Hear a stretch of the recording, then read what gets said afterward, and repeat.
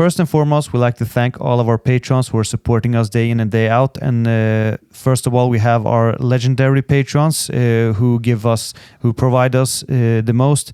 And so we'd like to give a special thank you to Senid Halilovic, Dzenis Halilovic, Alen Turcinhodzic, Andres Velez Vasquez, and Lino Casimiro. A big applause. Yay. Thank you so much. Thank you very much. And we also like to thank our star players, which are Astrit Mehmeti, Feriz Murseli, Sijaric, Stenqvist, Lindström, Nina Andersen, Daniel Grimsell Zea, Paulina Georgiadou, and a new one, actually. I think we didn't introduce him in the last episode, but now we will. So, David Henrysson, thank you so much. Thank you very much for the support. And to all of you other ones, all of you patrons who are star players and squad players, which names I haven't included in this presentation, you are for sure as important as well. And we also like to give a big thank you to you as well with a little applause. Yes, yeah. Of course. Thank you very much. Everyone deserves a big applause. And besides of that, we also like to thank our sponsor, Palestine Drinks. Thank you so much for this amazing Coke.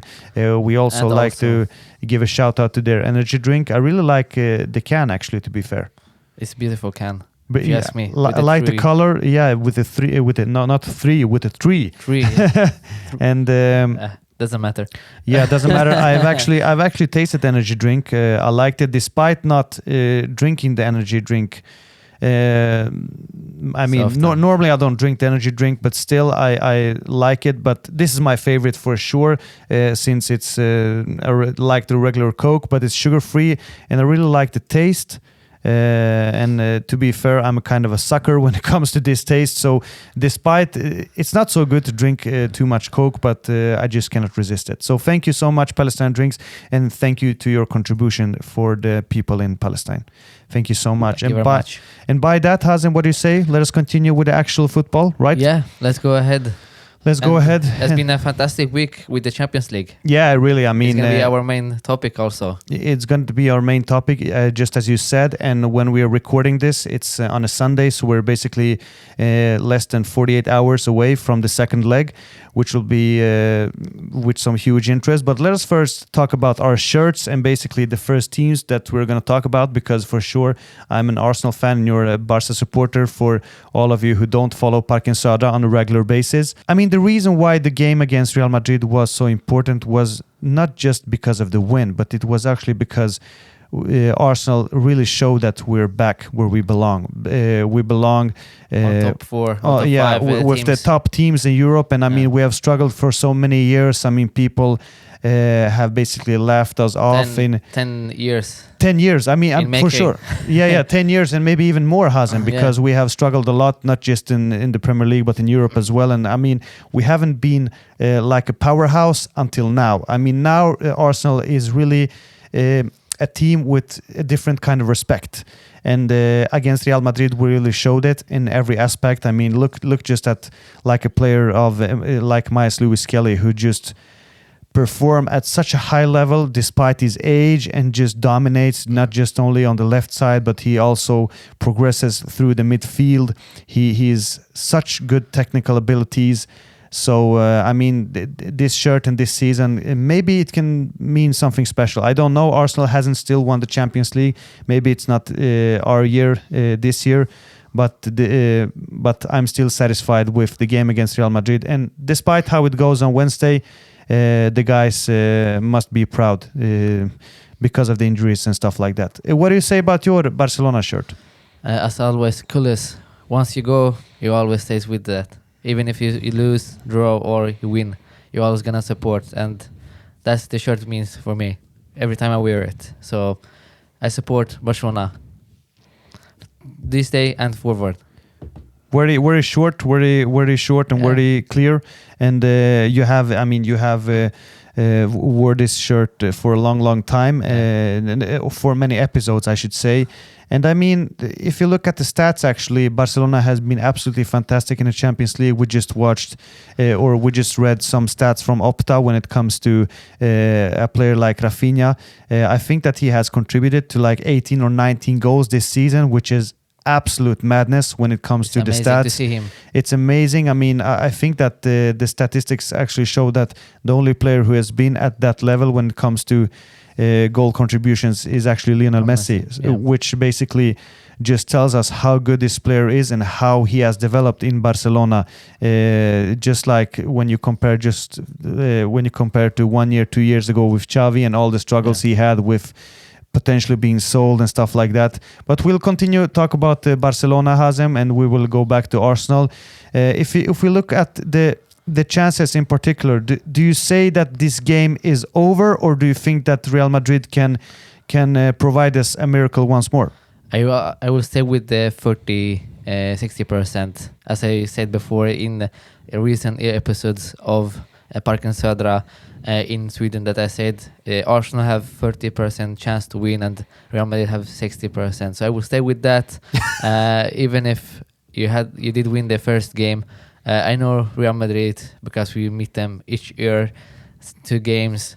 They're gonna fight until the last second of the game. So if they score 1 goal, that's gonna motivate them very much, and they will continue to play. As for Arsenal, they have to play also the game, because if they go to Real Madrid and Santiago Bernabeu and they play 80 minutes in back or park the bus, if you want to say it in that way, you're gonna lose. You have to play your own style. You have to keep playing your way that you played in the first leg of Champions League. You can't go to Real Madrid and waste time, because Real Madrid gonna take the time and they're gonna score. When they score, you have to be on your feet, otherwise you're gonna lose the game in the second of 5-10 minutes. Hazem, do you think that the beginning of the game will be crucial? Yeah. The first 15-20 minutes of the game will tell us whether Real Madrid gonna win or Arsenal have 60% chance to win and go through. But you still only give Arsenal 60%, despite telling us in the beginning that Arsenal can win everything. I told you in the beginning. If you see the game, if Real Madrid doesn't score in the beginning, the first half, or in even the 20 minutes in the first half, they're gonna be cruel. They're gonna fight Real Madrid gonna fight between each other as a player, because they won't come to an agreement of how they're gonna play. If you see the first game of Real Madrid playing against Arsenal, there wasn't a Real Madrid. Ancelotti didn't have any plans. He was just go out and play. The players did what individuals. There wasn't a team. But if you come to Santiago Bernabeu and you play, you're gonna have a team that's gonna stand. Because the first leg, I think Real Madrid was underestimated the opponent or the Arsenal.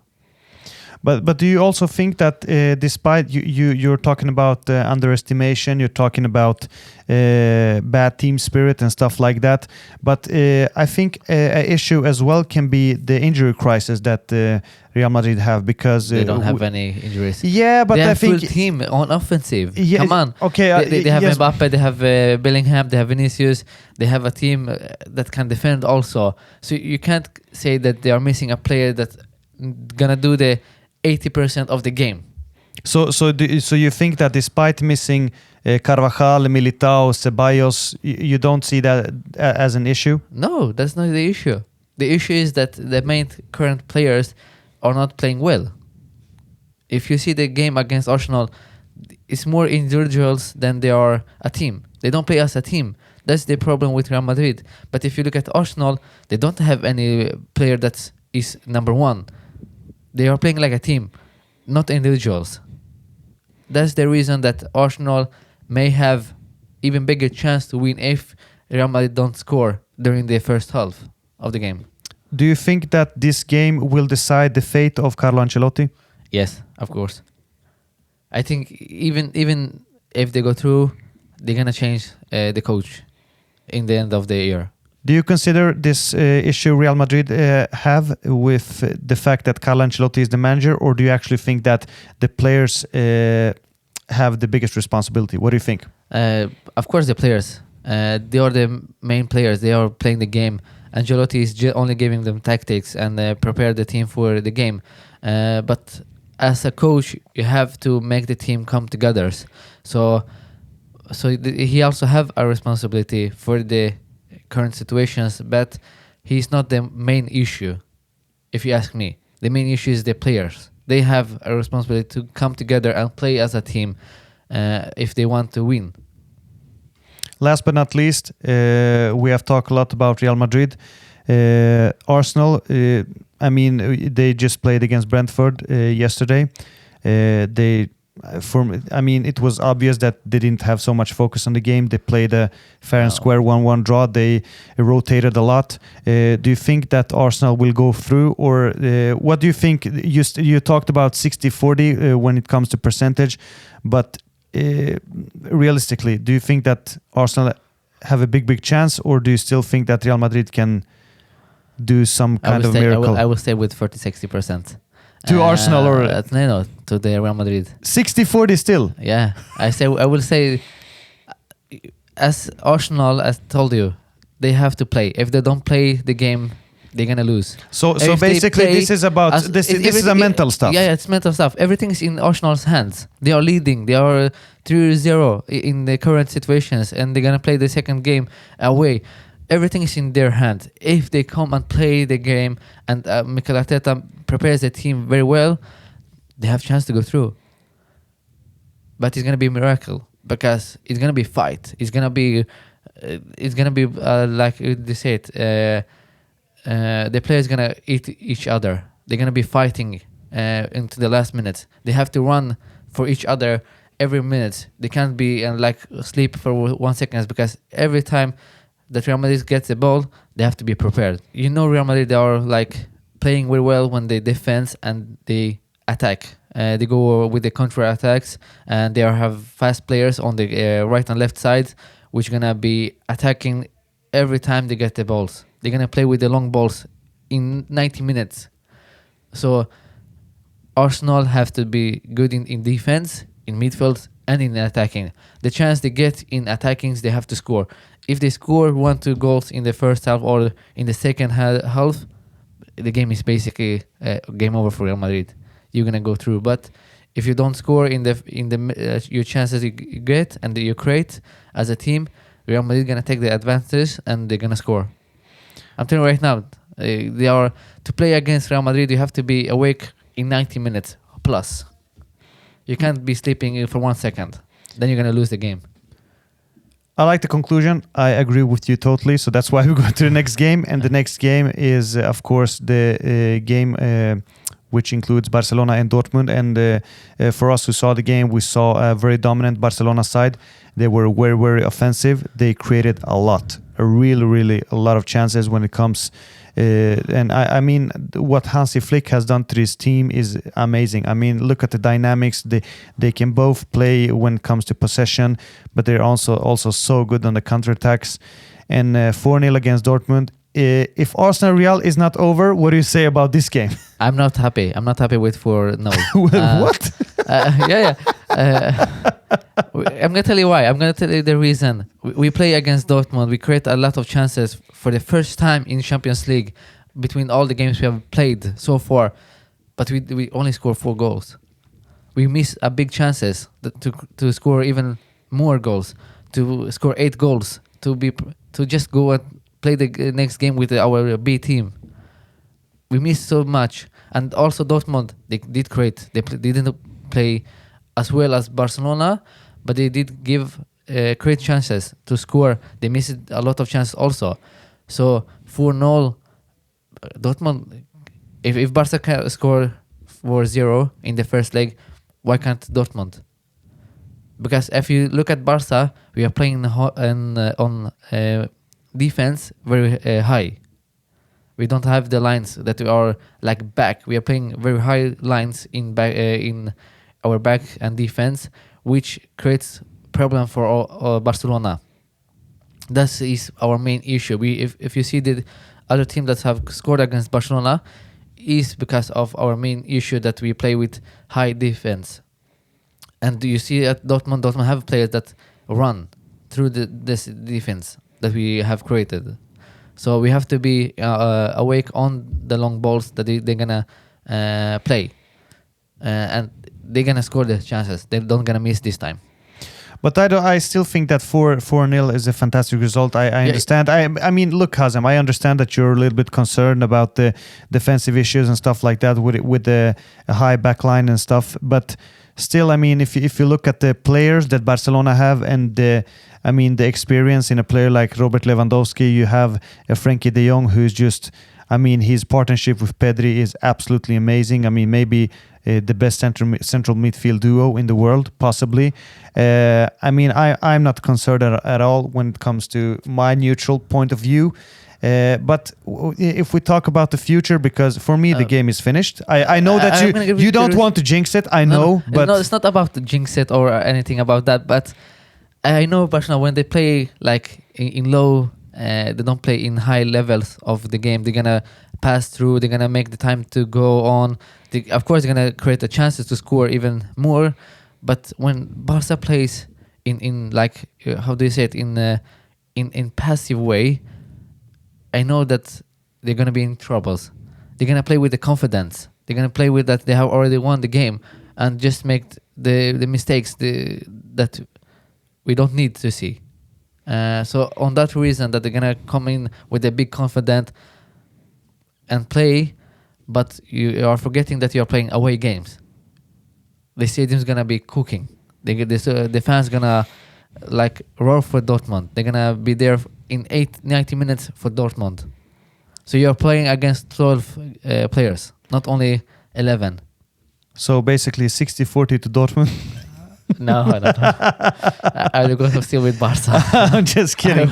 I will still go with Barca. I mean, look, 40, Hazem, I'm sorry, but this game is finished. I know that you have some concerns, but still, despite if Barcelona plays a bad game, I mean, they won't do the mistake they did against Liverpool in 2019. I'm sure about that. They have really, really hungry players. There are a lot of young players who want to reach new heights. I know that Hansi Flick has a great authority. He will for sure prepare the team in the best possible way. He's German. He knows what it means like to go to Westfalenstadion or Signal Iduna Park and play against Dortmund in that atmosphere. I don't think that anything can go wrong here. For sure, Dortmund can win the game. I'm sure about that, but I don't think that the quality, the difference in the quality is too big, Hazem. Barcelona is on a higher level. Dortmund has had some issues in the Bundesliga. They have changed the manager. They're not simply as good as a collective when it comes to the team chemistry, when it comes to the communication on the pitch and with the ball, off the ball. But give us a conclusion about the game. No, you have a point that Dortmund is different Dortmund that we are usually able to see. They are no longer the team that provides young players that are stars and they play very well. But if you see in the first half of the Champions League, we were talking about Liverpool's gonna win. Where are Liverpool right now? It's football. Everything happens during the 90 minutes. The chance you have, if you take those chances and you score, you have everything in your hand to win. That is beautiful with the football. So you can't go out and play 90 minutes and think that you have already won the game and you are through. You have to play those 90 minutes and still keep going on and score the goals. If you go in with the mentality that you are already won the game and you are already through to the semi-finals, then you're going to lose. Because you have to play those 90 minutes. Yes. When it comes to the possible opponents of Barcelona, let us go to the next game. Yes. On the right half, should we say, or left half? I don't know how the tournament tree looks like or whatever. I think it's the right side. Yeah, maybe the right side. Yeah.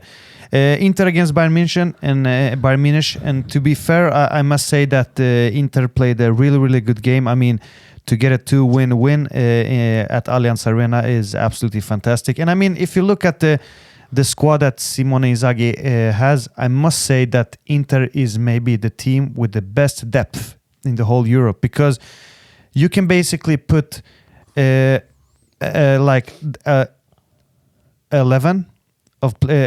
players, and you can have 7 players on the bench, and you cannot really see a big difference when it comes to the players. So for me, that's the main strength of Inter this season, that they have such a good squad depth that you really don't see. you really don't see the difference in the quality, despite seeing players injured. They have such rock solid defense, which they have developed for many years.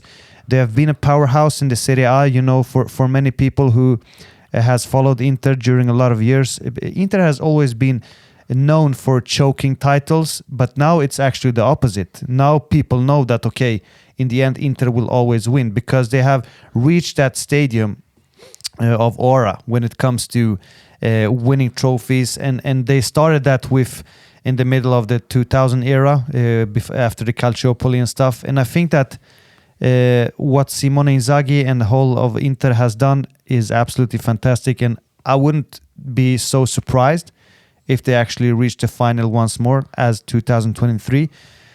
I think that they will eliminate.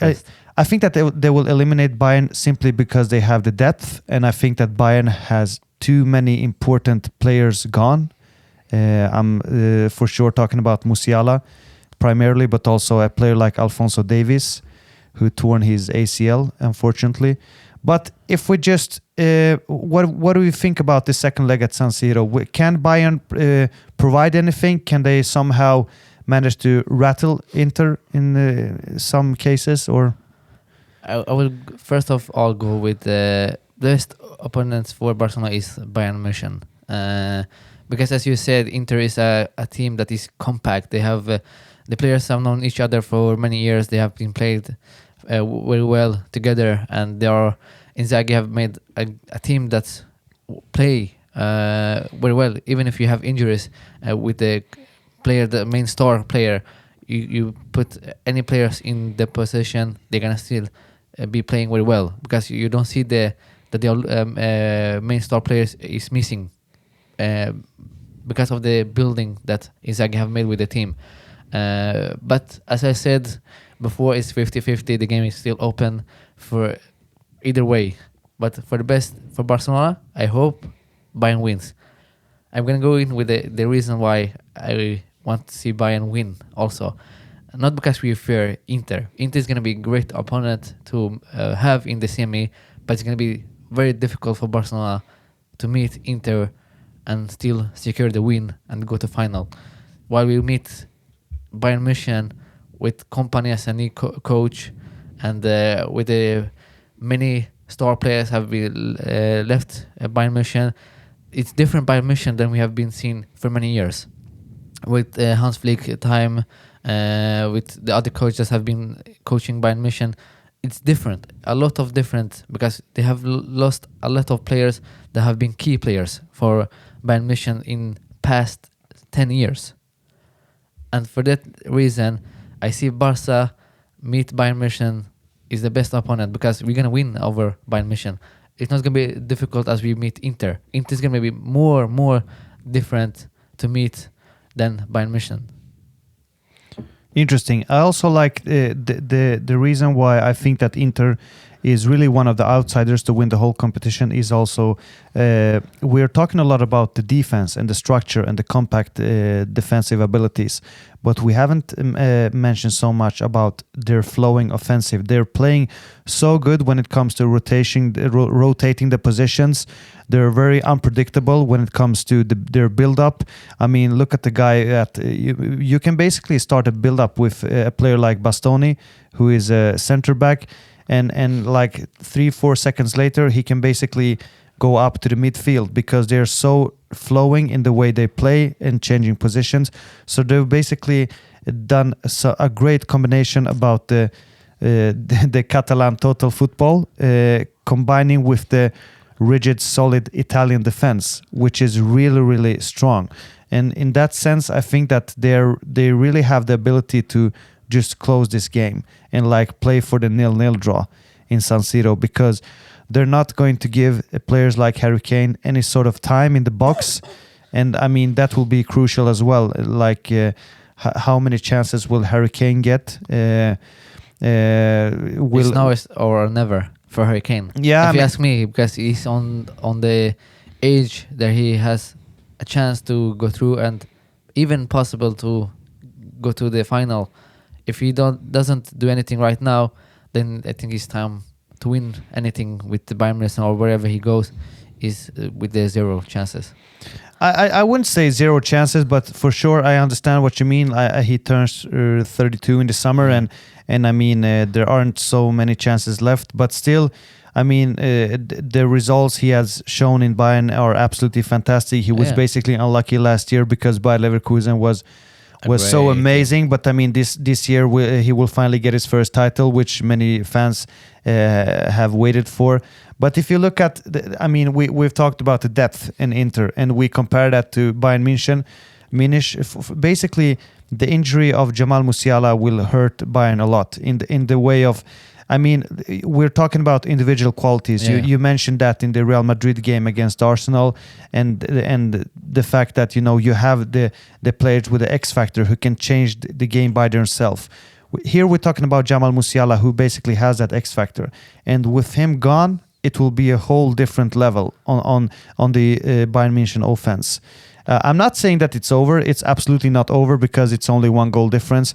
But to break through that amazing defense in San Siro against Inter, I'm not sure about that. But it's gonna be hard. It's gonna be hard. But as I said, it's open game for both teams because 1-0 is a lot easier to score 1 goal and to equalize than score 4 goals, 5 goals. And win and go through. So yeah, Inter's gonna play very well. They're gonna make it hard for Bayern München to win because it's not gonna be an easy game for Bayern München if they think that they're gonna go to Inter San Siro and play and go out with the win. No, Inter is gonna play everything they have. They're gonna give everything. They're gonna even score during the game also. But I hope that Hurricane scores 3 goals. just not for Bayern München, for Barcelona. I'm not so sure about. You shouldn't be too confident, but I understand your point of view. And Hazem, because if you ask me, I don't want to play against Inter. Inter is gonna be a pain in the ass. So yeah, we're gonna see. Very interesting. Very interesting. I think that it will be continued. It will be a great game at San Siro. Let us hope for the neutral supporter. I hope that the game will go to at least extra time or penalties. But let us see. I mean, it's still a very, very unpredictable game, as you said. I mean, there are 2 very good teams which face each other. So, I mean, to be continued, as the movie says. Yeah. Anyway, the last quarterfinal, Paris Saint-Germain against Aston Villa, and Aston Villa had a great start in Paris, but then PSG made a great turnaround and have a good 2-goal lead before the visit to Villa Park. I know that since this season began, you have talked very, very good about Luis Enrique, and we talked about this new generation Paris Saint-Germain players. We're talking about this new style of playing, new way of developing the club, because I mean, ever since the Qatarians took over Paris, there has always been talk about signing 1 star player every year, but now we know that Paris have. It's more French team. I mean, it's more of a French team. They're developing. They have become more of a club that wants to develop the biggest French stars and add some spicy players like Khvicha Kvaratskhelia and players like that, like João Neves. So I really like the way that they have approached this tournament and their project, and I mean, they have changed the philosophy in many ways. And I know, Hazem, that you like Luis Enrique very much, and I think that he is the best coach when it comes to developing young players and to do this turnaround which Paris has done.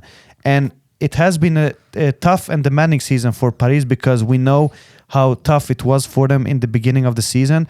They struggled with a lot of games, and they were actually during some period of time they were really close to not even proceed. But then I think a breakthrough came. I think it was the away game against Atletico Madrid. It was the game against Manchester City. Yeah. Because there the young players got some kind of confidence boost. Yeah. And then I think that they felt that, okay, wow, we can beat the best teams. And since then, I think that Paris has become a much more confident team, much better on every aspect. I think the signing of Kvaratskhelia has been absolutely fantastic in the way of playing. I've talked a lot about Paris Saint-Germain. We'll talk a little bit about Aston Villa as well. But what do you think about Paris' chances? Will they go through? And what do you think will be the main key of proceeding against Aston Villa, Unai Emery's Aston Villa? I will first of all start with the team like Real Madrid, Bayern München, and PSG were 3 teams that was unable close to reach the and go through the Champions League this year. They were in the last for the second games or the even second last game also, but they managed to go through and win the last game and secure the points that they needed. So you see 3 teams that were low, and you see 3 teams that were up in the tables during the first half of the Champions League before the group stage or before the knockout stage. Yeah.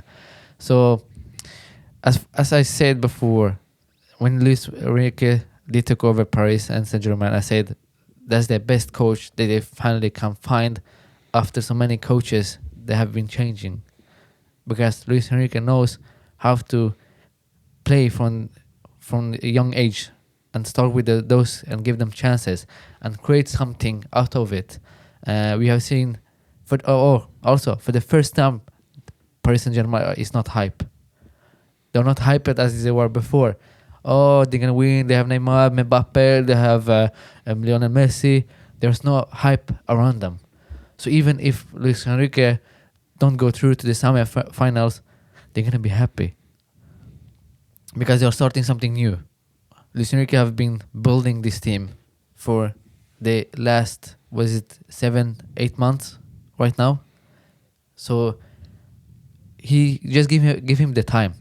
I see PSG lifting the Champions League next year, because I know Luis Enrique, when he did come to Barcelona, he was also in the first 2 months or even 4 months in doubt. Is he right coach for the team, or is he a lot more now with his coach that is out of Barcelona's league? He doesn't gonna imagine to manage the team. But if you see and give him time, you're gonna see that he maybe is not the coach that go out and make noises, make everything, but he's smart. He knows the tactical details. He knows how to make the young players to go out and with the confidence. That is something about him.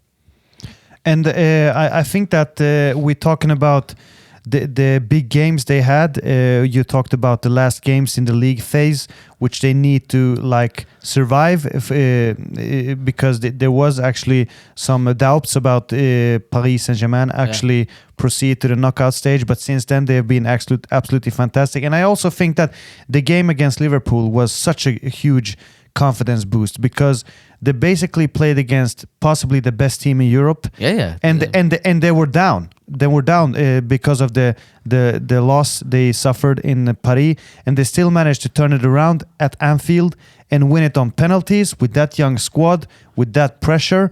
I mean, just the fact that they did that gives them so much confidence. And with all respect to Aston Villa, I think that they feel that they're much better. They feel that they're much better. And when you look at the stats from the game against Aston Villa, they had 75% of possession, which is a lot, Hazem, in a Champions League quarterfinal. I'm going to tell you in this perspective, French football is no more French football. It's more Spanish football.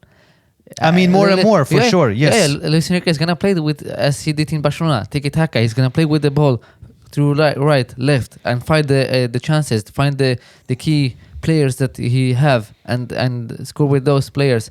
And he knows how to create a team and prepare very well against a team like Liverpool that is very well in the Champions League, were good and everything. He knows how to prepare his players for a game such as big as Liverpool.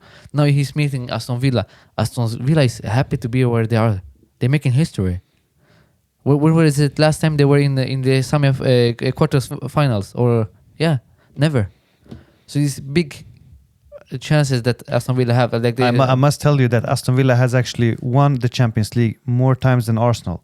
Oh. They have actually won it, but I don't have the. But you're still right. It's history, because there were many years ago. Yes, I wasn't even born, so I don't know when Aston Villa did win. That's fair enough. It's fair enough, but still, they are happy to be where they are today on the knockout stages, on quarterfinals. I don't see them to be unhappy if they don't go through.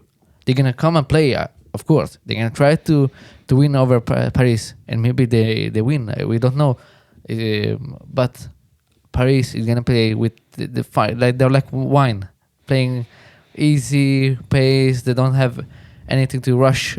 They don't have the hype as it was before. They can play with the calm, and Luis Enrique brings those on the table. Yeah, but as you said, I mean, Paris will for sure be the big favorites. Even I mean, a 2-goal deficit is still not huge. Aston Villa can for sure turn it around.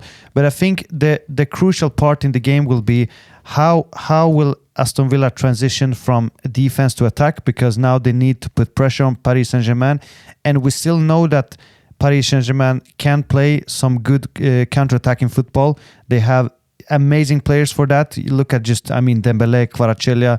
I mean, the player says, I mean, you can read 5-6 names, and you have a player like Vitinha who is so underrated in my opinion.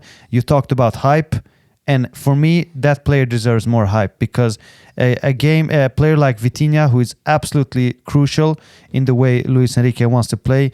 I mean, I think that will be, if Aston Villa can somehow get Vitinha out of the game, if they somehow can decrease the possession the PSG have, and if PSG become too calm and maybe too confident, maybe Aston Villa have a chance. But as I see it, and with the fact that they just kicked out Liverpool in the game before, I think that Paris they are maybe the biggest favorites actually of all the 8 teams. And I'm saying this despite Arsenal having 3-0 against Real Madrid, because you mentioned before, Real Madrid can provide a miracle at any time when you expect it the least.